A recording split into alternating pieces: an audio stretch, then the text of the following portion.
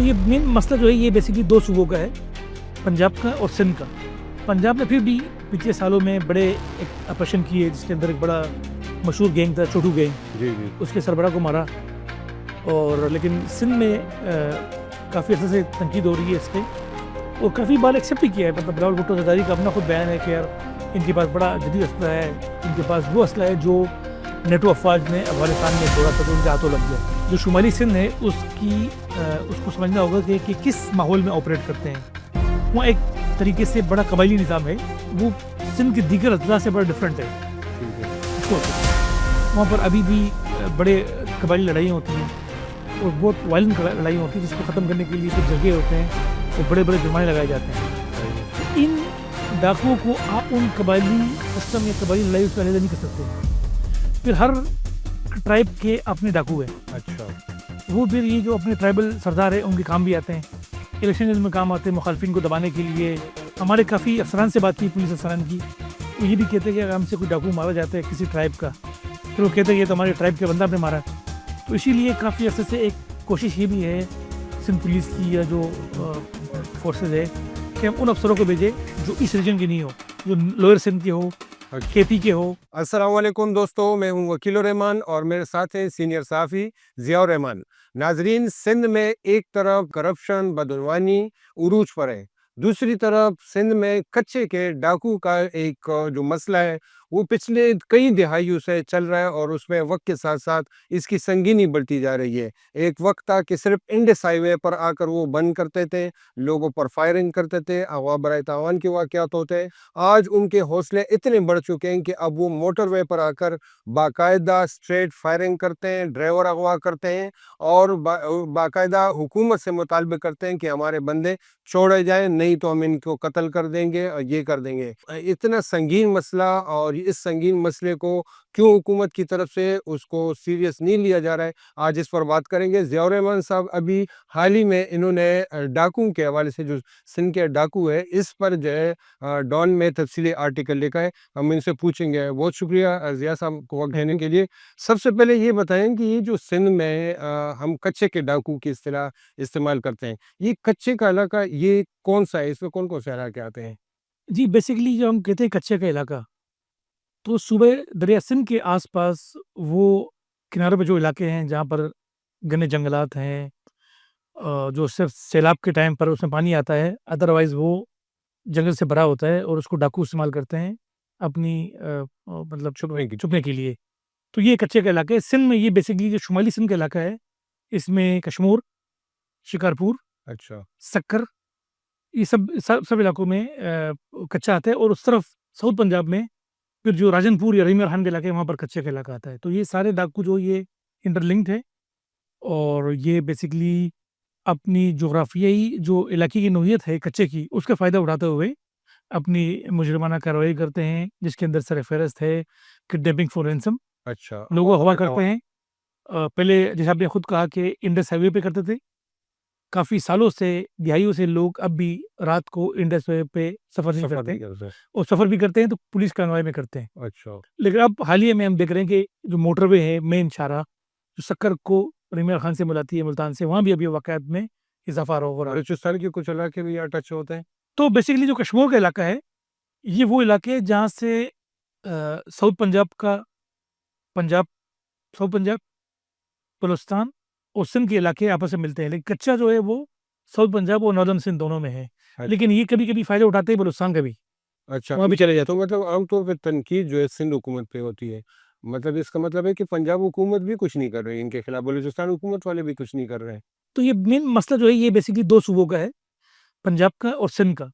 पंजाब ने फिर भी पिछले सालों में बड़े एक ऑपरेशन किए जिसके अंदर एक बड़ा मशहूर गैंग था, छोटू गैंग, जी, जी। उसके सरबराह को मारा। और लेकिन सिंध में काफ़ी अर्से से तनकीद हो रही है इस पे, और काफ़ी बार एक्सेप्ट भी किया है। मतलब बिलावल भुट्टो ज़रदारी का अपना खुद बयान है कि यार इनके पास बड़ा जदीद असला है, इनके पास वो असला है जो नेटो अफवाज ने अफगानिस्तान में छोड़ा था, जो उनके हाथों लग गया है। मतलब इतना जदीद तो नहीं होगा ना जितना पुलिस के पास है, हमारे कानून नाफिज करने वाले इदारों के पास भी तो बहुत बड़ा असला है। वो हेलीकॉप्टर इस्तेमाल कर सकते हैं, ड्रोन यूज़ कर सकते हैं। मैं आपकी बात से बिल्कुल एग्री करता हूँ। 2 चीज़ें हैं कि 2019 का एक वाक़या है जिसके अंदर एक बख्तरबंद ने एक डीएसपी जा रहे थे ऑपरेशन करने के लिए शिकारपुर में, और उन्होंने एक रॉकेट लॉन्चर पे उस जो बख्तरबंद मोबाइल थी उसको फायर किया, और वो पूरी जो बख्तरबंद थी वो फट गई, वो बंदा मतलब हलाक हो गया, जहाँ भाग हो गए काफ़ी। तो आपकी बात सही है, अगर स्ट्रेट चाहे कर सकते हैं। हेलीकॉप्टर भी है आपके पास, ड्रोन भी है, अब ड्रोन का इस्तेमाल भी हो रहा है, लेकिन उसके बावजूद ये मसला हल नहीं हो रहा है। वजह क्या है? आपके ख्याल में क्या वजह हो सकती है? देखिए, एक तो इसकी तारीखी वजूहत है। जब मैं इस पे काम कर रहा था तो काफ़ी लोगों ने ये कहा कि ये शुमाली सिंध कहते हैं इसको, या अपर सिंध भी कहते हैं इसको, ना इसकी सरहद है ईरान से ना अफगानिस्तान से, तो प्रॉपर एक सूबा है, एक प्रॉपर सेटल डिस्ट्रिक्ट है। बिल्कुल। 92 ये अच्छा मसला बहुत पुराना है। जो इसके लिए सही इकदाम हुए थे वो सन 1992 में नवाज शरीफ की हुकूमत थी पहली, उसके अंदर बड़ा ऑपरेशन हुआ था। अच्छा। उस टाइम पर डाकू बहुत फैले हुए थे, नवाबशाह तक बहुत आगे तक फैले हुए थे, हैदराबाद तक फैले हुए थे। वो काफ़ी काला कमा होके काफ़ी कमज़ोर हो गए थे। लेकिन हम देखते हैं कभी ये डाकू बहुत मजबूत हो जाते हैं, कभी कमज़ोर हो जाते हैं, लेकिन डाकू का मसला अभी तक चला आ रहा है। अच्छा, इनको पुष्पनाई आपके ख्याल में किसकी है? देखिए, पुष्पनाही ये बड़े बड़ा इंपॉर्टेंट सवाल है, क्योंकि पुष्पनाही के बगैर ये चल नहीं सकते। तो इससे पहले आपको जो शुमाली सिंध है उसको समझना होगा कि किस माहौल में ऑपरेट करते हैं। वहाँ एक तरीके से बड़ा कबायली निज़ाम है, वो सिंध के दीगर अज़ला से बड़ा डिफरेंट है ठीक है। खित्तों से। वहाँ पर अभी भी बड़े कबायली लड़ाइयाँ होती है, और बहुत वायलेंट लड़ाई होती है, जिसको ख़त्म करने के लिए फिर जरगे होते हैं और बड़े-बड़े जुर्माने लगाए जाते हैं। सही है। तो इन डाकुओं को आप उन कबायली सिस्टम या कबायली लड़ाई से अलग नहीं कर सकते। फिर हर ट्राइब के अपने डाकू हैं। अच्छा। वो फिर ये जो अपने ट्राइबल सरदार हैं उनके काम भी आते हैं।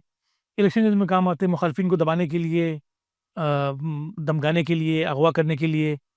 फिर हम ये भी देखते हैं कि फिर यहाँ पर ये भी होता है कि कुछ ट्राइब जो हैं इस रीजन के, वो स्मार्ट है, मतलब ओरिजिनल सिंधी है, कुछ ट्राइब है बलोच। तो कभी-कभी ये मसला स्मार्ट और बलोच भी हो जाता है। उसका बड़ा फ़ायदा उठाते हैं, डाकू उठाते हैं, बड़ा उसका फ़ायदा उठाते हैं। लेकिन एक चीज़ मैंने नोट की कि ये डाकू कभी भी अपने से मज़बूत ट्राइब के बंदे को अगवा नहीं करते। अच्छा। मज़बूत ट्राइब का मतलब वो है कि जिनकी पावरफुल कबाइली सरदार हो, जिसको पता है कि बदला लेगा। हाल ही की मिसाल है कुछ सालों पहले की, जो गोडकी के अंदर शर ट्राइब के डाकू थे, उनसे मोटरवे पे जो बुगटी कबीले के एक सरदार का बेटा मारा गया। अच्छा। वो बुगटी सरदार अपना लश्कर लेके आया गोडकी। उसने पहले सिंध पुलिस से कहा कि मुझे आप हेल्प करो, उन्होंने नहीं दी। तो पंजाब पुलिस की मदद से उसने वो खुद आ गए। खुद आ गया, खुद उसने काफ़ी लोग मार दिए शर ट्राइब के। अच्छा। तो ये पुलिस की मदद के बाद। पुलिस की मदद के बगैर, तो ये भी है कि ये भी देखते हैं कि यार, क्योंकि कभी-कभी यहाँ पर आके पुलिस भी वो हो जाती है, क्योंकि हर चूँकि वहाँ पर इलेक्शन भी ट्राइब की बुनियाद पे होते हैं, तो हर डाकू का किसी न किसी पावरफुल बंदे से ताल्लुक होता है।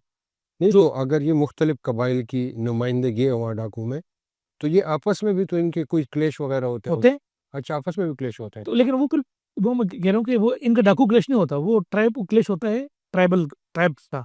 अच्छा। अगर ए ट्राइब का बी ट्राइब से लड़ाई हुई, तो उसके अंदर ए ट्राइब से ताल्लुक रखने वाले डाकू भी आएँगे हेल्प करने के लिए। अच्छा।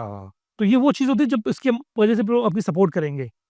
हमारे काफ़ी अफ़सरान से बात की, पुलिस अफ़सरान की, वो ये भी कहते हैं कि अगर हमसे कोई डाकू मारा जाता है किसी ट्राइब का, फिर वो कहते हैं ये तो हमारे ट्राइब के बंदा आपने मारा।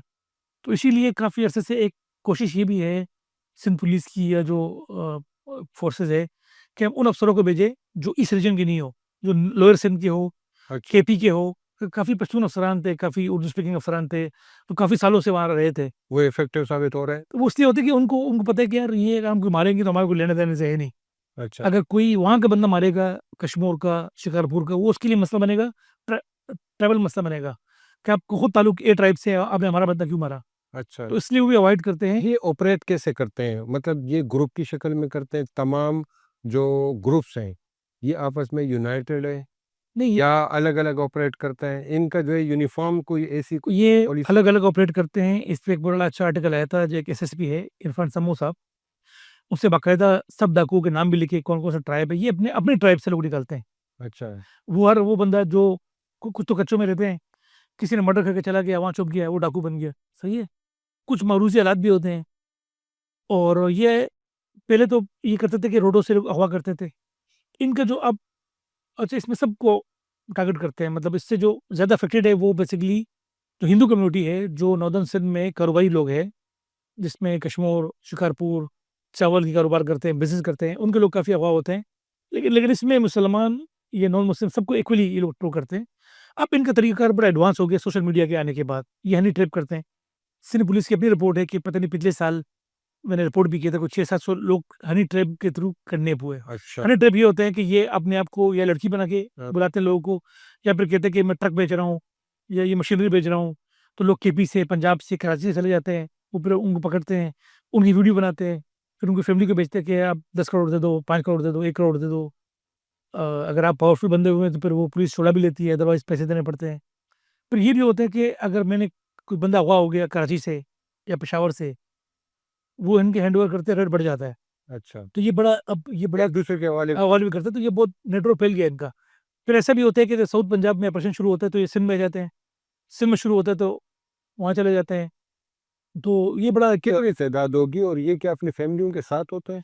बिल्कुल फैमिली के साथ होता है, ये पूरी एक आबादी है इनके ऊपर। अच्छा, कितनी आबादी? ये तो उसका अंदाज़ा नहीं है मुझे कि कितनी आबादी है, लेकिन काफ़ी बड़ा नंबर है क्योंकि ये वहाँ फैमिली रहती है, ये उनको वहाँ और लोग भी रहते हैं जिनको सपोर्ट करते हैं। जब फिर ऑपरेशन होते हैं फिर वो फैमिली सपोर्ट करती है इनकी, छुपाते हैं इनको। और फिर दूसरी बात है कि इनके जो पुलिस में भी लोग हैं, वो भी इनके साथ मिले होते हैं। एक ट्राइब के होने की वजह से पहले बताते थे कि हम आ रहे हैं ऑपरेशन करने के लिए, भाग जाओ। और बल्कि पिछले साल भी पुलिस से भी डेटा कह रहा है कि कोई 19-20 पुलिस वाले भी शहीद हुए हैं इनके साथ झड़पों में। ये सिलसिला कब से है? मतलब ये कब से है डाकू का ये इस पर एक प्रोफ़ेसर साहब हैं, सेतो साहब, उनकी बड़ी अच्छी एक रिसर्च है, डिकेड्स ऑफ डेकेड्स। वो कह रहे हैं कि ये अंग्रेज़ मतलब बरतानवी दौर से पहले से भी यहाँ पर डाकू थे। अच्छा। फिर ये 70s-80s में बढ़ गए, फिर ज़िया-उल-हक के टाइम पर जब ये एमआरडी की मूवमेंट चली, उसके अंदर भी बढ़े, लेकिन बाद में आके थोड़ा कंट्रोल हुए।